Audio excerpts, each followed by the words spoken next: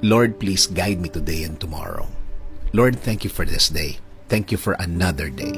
Alam ko na marami na namang opportunity ang darating sa araw na ito.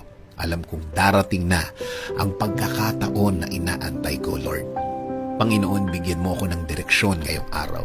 Bigyan mo ako ng guide sa kung ano ang aking gagawin, lalo na sa mga problema na dumating sa aking buhay ngayon, na may mga pagkakataon na nalilito na din ako, Lord.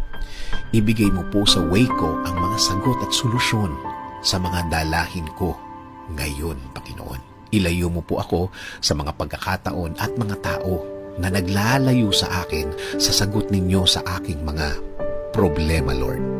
Ilagay niyo po ang mga tamang impluensya sa aking araw-araw, Lord.